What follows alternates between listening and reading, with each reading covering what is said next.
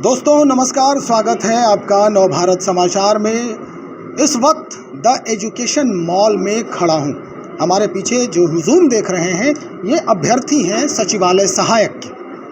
दरअसल ये NS Rajput sir के पास आए हैं मार्गदर्शन लेने के लिए, ताकि इनका जो अभी फॉर्म फिलअप किया गया है बिहार जो कर्मचारी चयन आयोग है उससे एक वैकेंसी आई थी सचिवालय सहायक की लगभग लंबे अरसे के बाद। अब यहाँ कुछ अभ्यर्थी बैठे हैं, उनसे हम जानने का प्रयास करेंगे कि सचिवालय सहायक भरने के पीछे जो उसके सिलेबस हैं, जो उसकी तैयारी है, क्या आप उसके बारे में शेयर करेंगे लोगों से?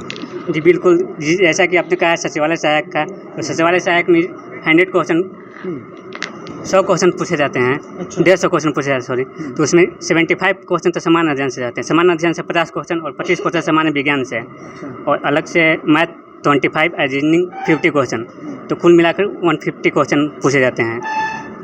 यानी 150 प्रश्न पूछे जाते हैं जी। उसका जो ट्रेंड है उसका क्या है, आप क्या जानते हैं उसके बारे में? किस तरह से आपकी तैयारी चल रही है उसके बारे में बताइए। क्वेश्चन ज़्यादा ट्विस्ट बीपीएससी से नहीं किया जाता है, क्वेश्चन नॉर्मल भी पूछा जाता है, और 25 क्वेश्चन अगर मैथ का है तो अर्थमेटिक से ज़्यादा क्वेश्चन रहता है। रीजनिंग से 50 क्वेश्चन है तो नॉर्मल क्वेश्चन पूछा जाता है, लॉजिकल इलॉजिकल दोनों टाइप से पूछे जाते हैं। और अगर सामान्य अध्ययन की बात करें तो 50 क्वेश्चन सामान्य अध्ययन पूछे जाते हैं। तो जैसा कि ट्रेंड है कि मॉडर्न हिस्ट्री से ज़्यादा, ज्योग्राफी से, इकोनॉमिक्स से अच्छे खासे क्वेश्चन पूछे जाते हैं। और सामान्य विज्ञान की बात करें तो सबसे ज़्यादा दबदबा बायोलॉजी का रहता है, आधा से ज़्यादा क्वेश्चन बायोलॉजी का ही रहते हैं। देखिए, स्नातक स्तरीय परीक्षा है ये सचिवालय सहायक का, और कमोबेश स्नातक स्तरीय जो भी प्रारंभिक परीक्षाएं होती हैं नौकरी पाने के लिए, तो उसके जो ट्रेंड होते हैं वो बड़ा उच्च क्वालिटी का होता है, हाई लेवल का होता है। तो उस परिस्थिति में जब आप हर कुछ की तैयारी कर रहे हैं, सचिवालय सहायक पर फोकस कर रहे हैं, तो क्या आप ये भी करते हैं कि चलो अब स्नातक वाली परीक्षा है तो इसमें भी भर दें फॉर्म, इसमें भी भर दें फॉर्म, सब तो एक ही ट्रेंड है, ऐसा भी करते हैं? जी बिल्कुल ऐसा ही होता है, अधिकतर बच्चे ऐसा ही करते हैं। जैसे जो सचिवालय सहायक भरते हैं वो बीपीएससी भरते हैं, बिहार दरोगा भी फॉर्म फिल करते हैं। तो ट्रेंड ये है कि अभी जैसे कि सर ने बताया कि जैसे कि इनके पास हम लोग इसलिए आए हैं कि इस वनडे एग्ज़ाम के एक मास्टर हैं, इनका बीपीएससी में भी और बिहार दरोगा में भी मैक्सिमम क्वेश्चन इनके नोट से आते हैं, तो इसीलिए यहाँ हम लोग पढ़ने हैं। चलिए बहुत शुक्रिया आपका। हम कुछ यहाँ पे महिला अभ्यर्थी हैं, उनसे हम बात कर लेते हैं कि इनके पास क्या है सचिवालय सहायक। आपने भी भरा है क्या सचिवालय सहायक? Yes sir. ये बताइए, यहाँ पे जो ग्रेजुएशन लेवल के परीक्षा हैं सब लोग दे रहे हैं, चाहे वो बीपीएससी हो या बिहार एसएससी से हो, तो क्या उसमें ये नहीं लगता है कि आपका जो कंसंट्रेशन है वो भंग होगा बीच में?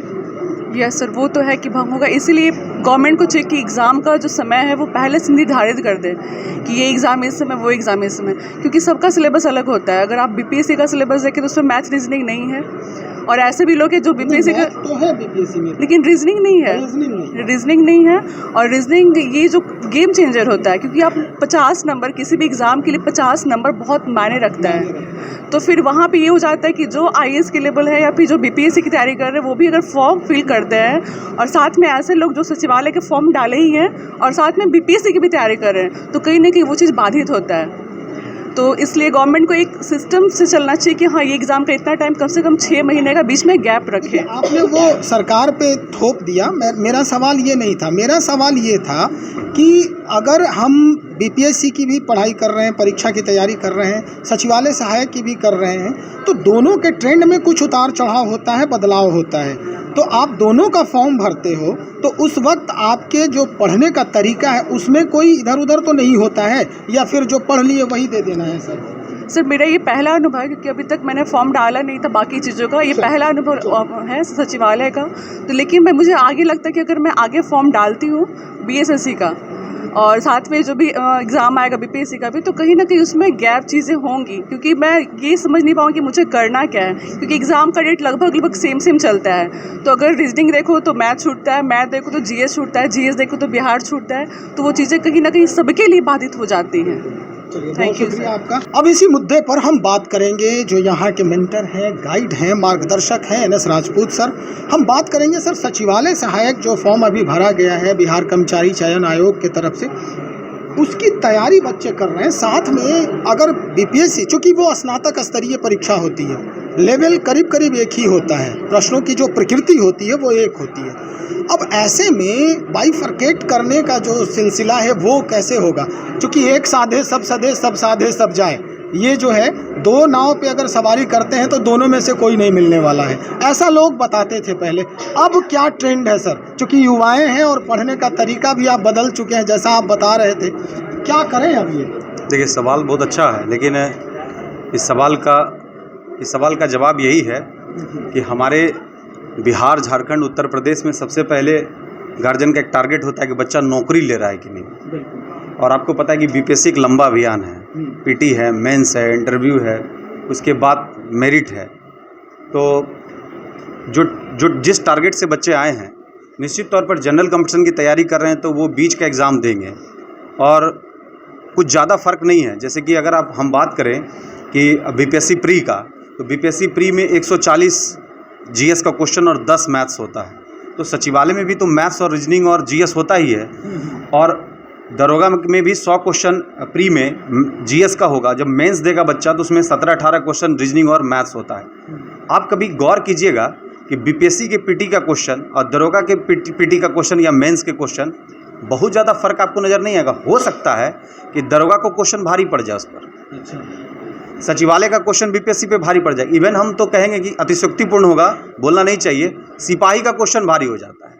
अच्छा, जी हाँ, आप बच्चों से बात करते, सिपाही का जो क्वेश्चन है वो बीपीएससी के क्वेश्चन को अगर मैच कराइएगा तो सिपाही के क्वेश्चन का पैटर्न ज़्यादा अच्छा रहेगा। हम लोग बात करते हैं बीपीएससी का एग्ज़ाम दे रहा है, आप एक बार सिपाही के क्वेश्चन को एक बार गौर कीजिए, 100 सवाल को देखिए। ये तो बहुत बढ़िया है ना सर कि अब सिपाही भी पढ़े लिखे भर्ती हो रहे हैं। आपको पता होना चाहिए ना कि इस बार बहुत सारी सिपाही डीएसपी बनी है।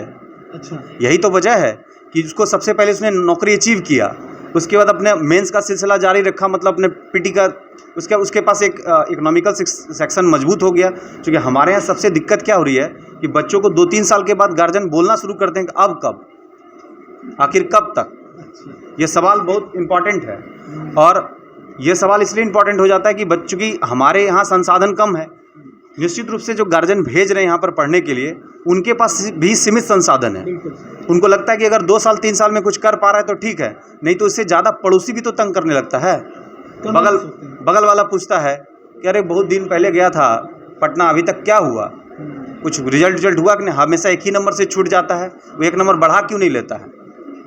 तो दिक्कत इस बात की है कि हमारे यहाँ सीमित संसाधन है, उद्योग की व्यवस्था है नहीं कि हर लोगों के पास पैसा। आधे से अधिक किसान के बच्चे पढ़ रहे हैं, मेहनत तो वही कर रहे हैं जो किसान हैं, जो खेत में मेहनत कर रहे हैं। ये बच्चा बीच बीच में, हमारे यहाँ से बोरिंग रोड की बात कर रहे हैं, हमारे यहाँ से बच्चा बीच बीच में इसलिए घर चला जाता है कि उसको अपना किसान वाला काम निपटाना होता है। बहुत सारे बच्चे जाते हैं और फ़ख्र से आके बोलते हैं कि सर निपटा लिए हैं, अब आराम से पढ़ सकते हैं। तो वैसे सब बच्चे जाके अपने काम को कर रहे हैं। तो निश्चित तौर पर हमको लगता है कि पैटर्न कुछ ज़्यादा मैंने नहीं रखता। अगर आप जीएस फाउंडेशन ठीक कर लेते हैं, हम हमेशा बच्चों को इन्फॉर्म करते हैं कि आप किसी आईएएस नाम के सिस्टम में मत पढ़िए, आपका फाउंडेशन ठीक है तो आप किसी भी जोन में आराम से जा सकते हैं। फाउंडेशन आप समझ सकते हैं किसी घर का नींव है, और उसमें आप आर्किटेक्ट आप कैसा हैं वो आप पे डिपेंड करता है। आप घर का बनावट कैसा अंदर करते हैं वो अलग बात है, लेकिन फाउंडेशन तो पढ़ना पड़ेगा। और जो बच्चा जीएस का फाउंडेशन ठीक कर लिया, अब उसको जिधर मूव करना हो, सचिवालय की तरफ करना हो, लेकिन लोग बोलते हैं कि नहीं एक तरफ ही ध्यान रखना चाहिए, नहीं तो फिर दिमाग बढ़ता है, ऐसे होता है। तो आपको हम बता दें सर कि सचिवालय सहायक क्वालिफाई करने वाले बच्चे बीपीएससी भी क्वालिफाई कर जाते हैं, और बाद में इसको छोड़ करके उसमें अपना सिस्टम लगाते हैं। बहुत सारे दरोगा जो है वो बीपीएससी क्वालिफाई कर जाते हैं, बहुत सारे सिपाही बीपीएससी क्वालिफाई करते हैं। इस बार ही आप सुने होंगे कि एक डीएसपी बनी, लड़की ही बनी, जो सिपाही थी और डीएसपी तक का सफ़र तय की। और यहाँ पर बहुत सारे सिपाही आई थी जो दरोगा की तैयारी कर रही। कुल मिला के सर आप ये कहना चाहते हैं कि अब कोई फ़र्क नहीं पड़ता है, बहुत ज़्यादा नहीं है ना? जो लोग अगर उस लेवल की तैयारी कर रहे हैं तो वो आराम से ग्रेजुएट लेवल में कोई भी एग्ज़ाम दे सकते हैं, सक्षम हैं, और उन्हें सफलता मिल सकती है। सिलेबस में कोई परिवर्तन नहीं। हम तो बोल रहे हैं फिर से बात, आप इस बात को मतलब इसका हम सबूत दे सकते हैं कि सिपाही के क्वेश्चन को देखिए और बीपीएससी के क्वेश्चन को देखिए, बहुत फ़र्क नज़र नहीं आएगा। चलिए सर, बहुत